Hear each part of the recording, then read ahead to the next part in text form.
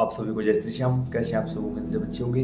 प्रेमियों, आज की वीडियो का टॉपिक है कि जब भगवान परीक्षा लेने लगते हैं तो हमारे साथ क्या क्या घटित होता है, या फिर यूं कहें कि अगर यह संकेत मिले तो समझ जाना भगवान आपकी परीक्षा ले रही है। हमारे पास बहुत सारे प्रेमियों के फोन आए हैं कि हम अपने घर पर सुबह शाम या फिर शाम को या फिर सुबह बहुत ज्यादा पूजा पाठ कर रहे हैं, लेकिन इतने दुखी हैं कि संसार में कोई दूसरा दुखी नहीं होगा।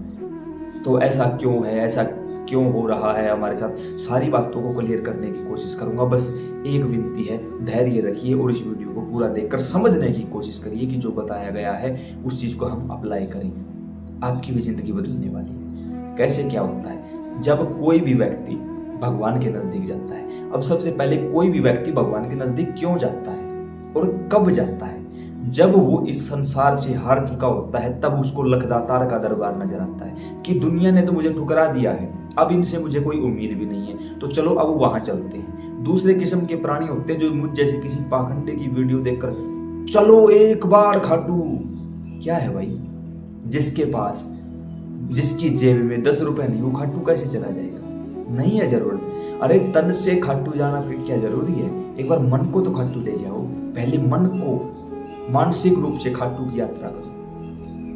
मानसिक यात्रा वास्तविक यात्रा ही मानी जाती है। जब बाबा श्याम ऐसा प्रबंध कर देंगे आपका कि किसी की तरफ देखना नहीं पड़ेगा, कहीं हाथ नहीं फैलाना पड़ेगा, तब शारीरिक रूप से भी जाना कोई दिक्कत नहीं है। तो अब मेन बात यही होती है कि भगवान परीक्षा कैसे लेते हैं। जब हम टूट कर बिखर कर भगवान के दरबार चले जाते हैं तो वो जाते ही काम नहीं करते कभी भी। पता है क्यों? क्योंकि उसे भी पता है कि ये संसार की ठोकरों से यहाँ आया है।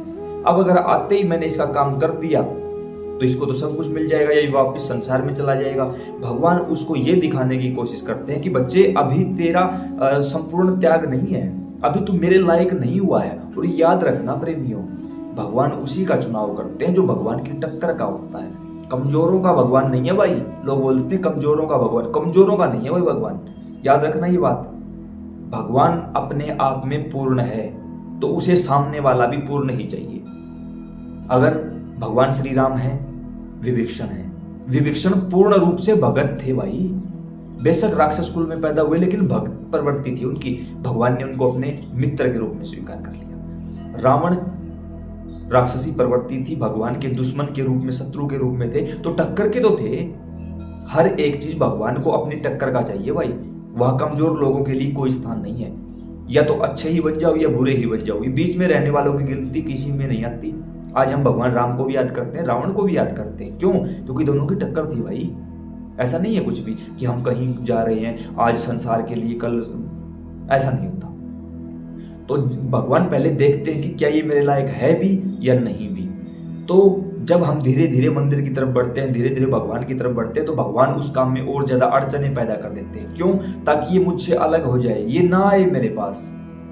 इन मुसीबतों में फंस के अगर ये वहीं फंस जाता है तो मेरा पीछा छूटा, इसको कुछ कहने की या सुनाने की जरूरत ही नहीं है। और अगर ये उन मुश्किलों को पार करके मेरे पास आ जाता है, फिर मैं इसे सब कुछ दे दूंगा, फिर मैं इसे स्वीकार कर लूंगा। क्यों? क्योंकि फिर उस समय तक इसको मेरे ऊपर पूर्ण विश्वास हो चुका होगा। सबसे पहली बात यही है। अब आप देखो कि क्या आप ऐसे हो, क्या आपके साथ ये सारी चीजें घटित हुई है? अगर हो रही हैं तो परीक्षा चल रही है। दूसरी बात, आपका बनता बनता काम बिल्कुल बिगड़ जाएगा। आपको लगेगा कि हाँ बस अभी थोड़ी देर में ये काम पूरा हो जाएगा और बस मैं निहाल हो जाऊंगा, उसी समय भगवान उस काम को बिगाड़ देंगे। ये भी परीक्षाओं का दौर चल रहा है।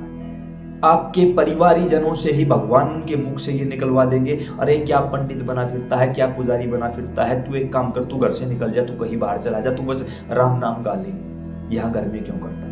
यानी खुद के ही, हो सकता है खुद के माता पिता से, खुद के बच्चों से, खुद के रिश्तेदारों से भगवान ऐसी ऐसी बातें बुलवा देंगे कि आपके आत्मसम्मान को ठेस पहुंचेगी। आपको लगेगा कि यार ये क्या है।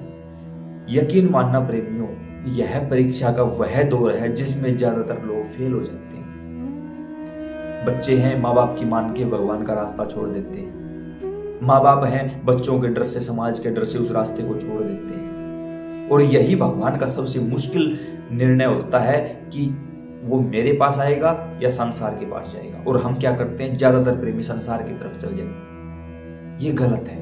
ये परीक्षा का दौर है, यही तो वास्तविक परीक्षा है। जब खुद के लोगों द्वारा आपको अपमानित किया जा रहा है, इसका एक ही मतलब है, आज आप अपने आप से पहले जितने भगत हुए हैं, प्रेमी रसिक हुए हैं, क्या उनका मजाक नहीं हुआ?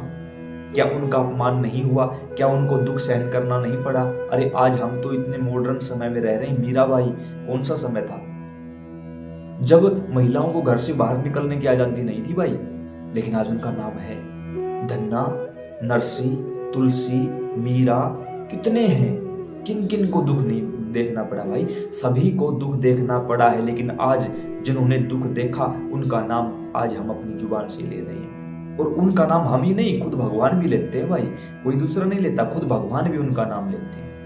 तो ये वो समय है। क्या मीरा को उसके परिवार ने, उसके रिश्तेदारों ने, खुद उसके पति ने नहीं कहा होगा ये सारी चीजें?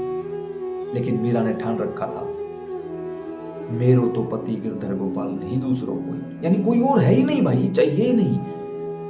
आप इस समय जिस भी उम्र में हो, सिर्फ एक ही बात याद रखना, मेरे पति, आप पुरुष हो महिला हो कोई भी, पुरुष केवल और केवल भगवान श्री कृष्ण है, दूसरा कोई नहीं है। मेरे तो अच्छे व सच्चे पति केवल परम पिता परमात्मा सर्वेश्वर श्री कृष्ण भगवान है।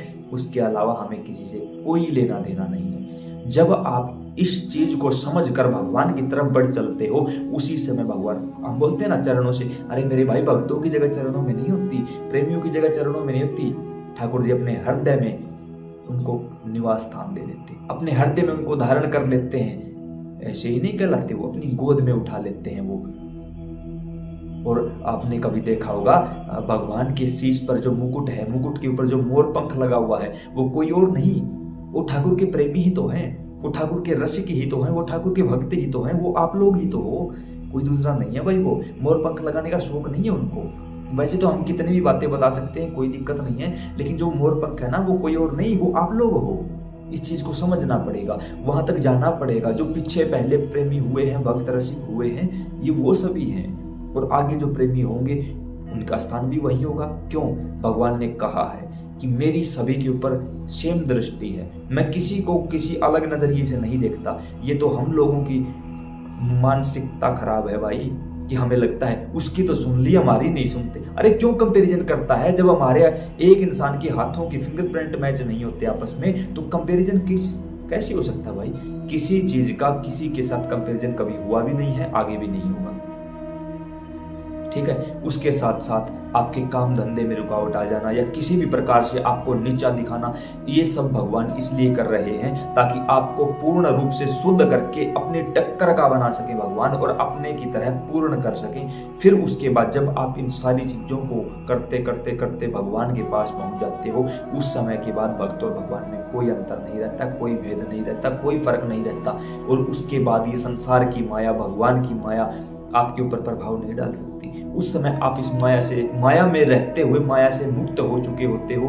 क्यों? क्योंकि आपको पता चल चुका है कि भगवान श्री कृष्ण के अलावा कुछ नहीं है। तो आप धीरे धीरे उनकी शरण में चले जाते हो, वो आपको अपना लेते हैं। और जब मायापति ने अपना लिया तो माया फिर उसका त्याग कर देती है। आप संसार में तो रहोगे, सारी चीजें ऐसे ही जैसे अब चल रही चलती रहेंगी, लेकिन फिर आपको इन सब चीजों से कोई फर्क नहीं पड़ेगा। कौन आ रहा है, क्या जा रहा है, कौन क्या बोल रहा है, क्या सुनना है, क्या नहीं, क्यों सुने भाई?